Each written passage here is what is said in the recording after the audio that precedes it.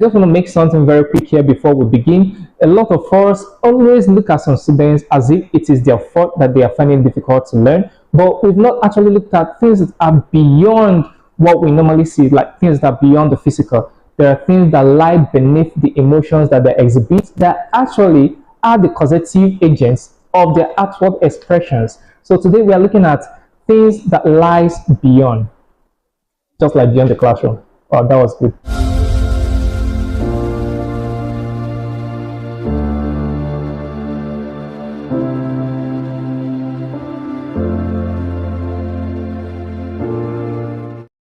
Okay, guys, you're welcome to today's podcast on Beyond the Classroom podcast. I heard this story. I don't know how true it is, but this is the story and how it goes.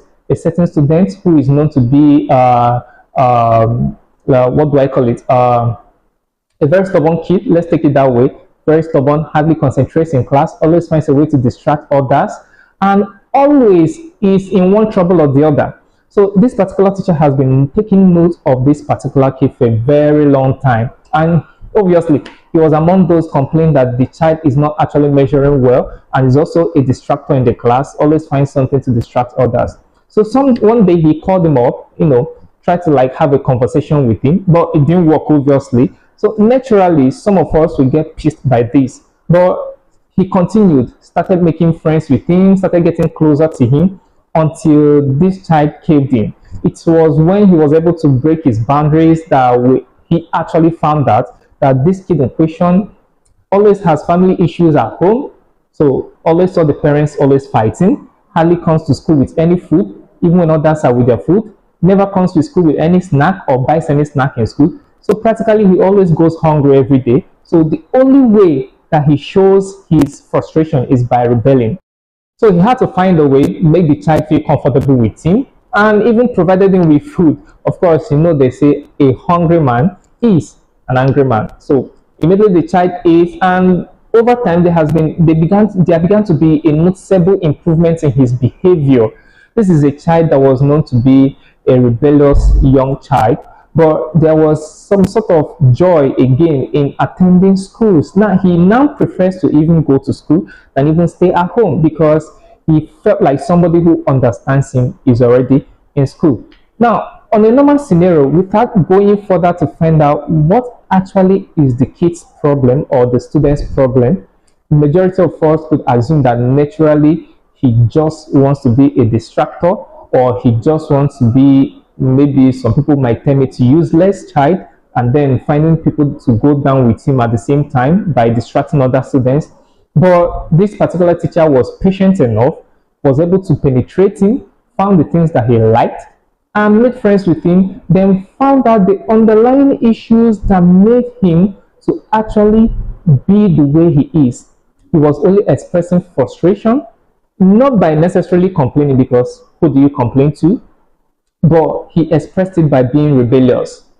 And when he found a home in school, his home where his parents lived, no longer interested in, he now preferred to be in school, performed better in school, and always hung out, trying to find the teacher that was so much interested in him. So a lot of us must have had this experience over time with other students. Immediately you find out the things that trouble them, you see the students performing very well in your class. Also, there was this story that was told.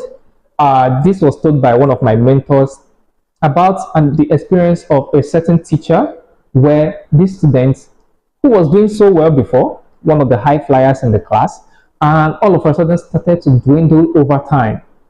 He was among the very best in his previous classes, but as he got into the new class, he began to perform so poorly. And not just that, this continued over time to the next class, to the next class. All of a sudden, he became a notorious student in school. Now, a lot of teachers couldn't handle him because he was becoming too notorious. And all of a sudden, everybody forgot that he performed really well before. Then a certain teacher he actually moved on to the next class and came to this teacher's class. And this teacher began to notice so many things. And a statement was made in one of his previous results that he amounts to nothing. But she began to question, can I see the history of this child? How he deteriorated so bad to this stage? And at some point, he discovered that this particular child in question was actually a former high flyer, but something derailed him.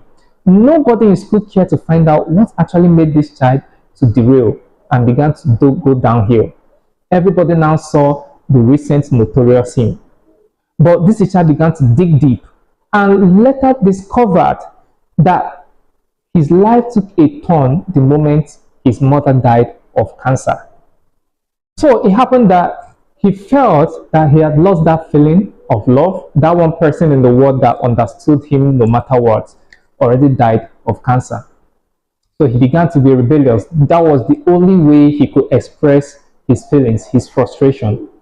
And then this teacher began to make conscious effort of trying to get him to know that that was not the end of the world. Whenever they bought gifts during Christmas, this teacher would specifically pick him out and give him some gifts, as a way of showing love, and always made positive remarks about him. One day he broke down, judging from the fact that he has been showing this teacher attitude, but that particular day, but the teacher never gave up, obviously, and the day came, he broke down and spoke to the teacher about his feelings and the way he feels. And this teacher more like became a new parent to him, a mother and a father at the same time. And this teacher became everything to him.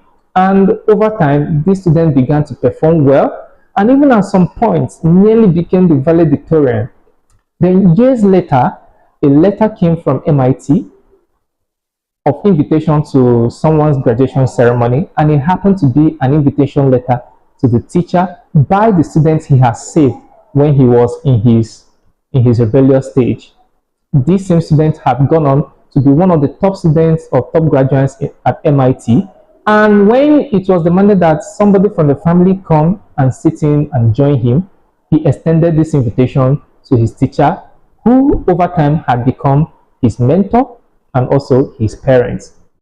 So these stories actually shows that most of the behaviors exhibited by our students in class might not necessarily mean deliberate efforts to distract the class, but it is a cry for attention and help.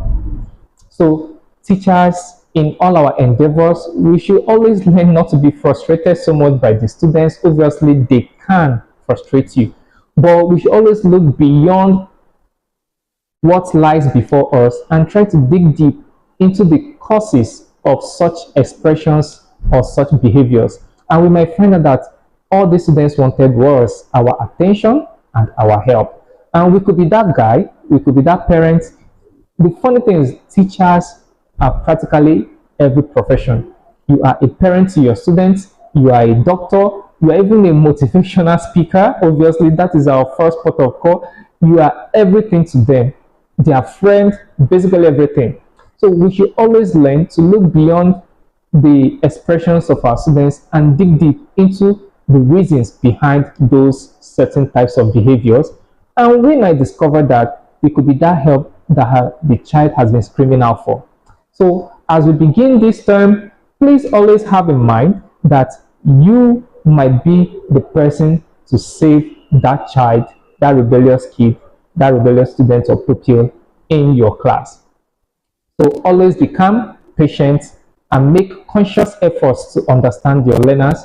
And at the end of the day, we'll keep punching out, or we'll keep pushing out to the society men and women of character with love, conscience, and support. And in turn, they might turn back to be the support that we need when the time comes. All right, guys, thank you very much for joining me on this podcast session. I know that you've been enjoying it. I will love your contributions. I will also love your own inputs in any way that you feel that we need something, an experience to share, or even a story to tell, advice, or in any form. We will appreciate your feedbacks. I hope you've been enjoying the session so far, the episodes. Please make sure to follow us on all our social media handles. Subscribe to our channel. Always be here whenever we call on you. Thank you very much so far, and I hope to see you next time. Take care.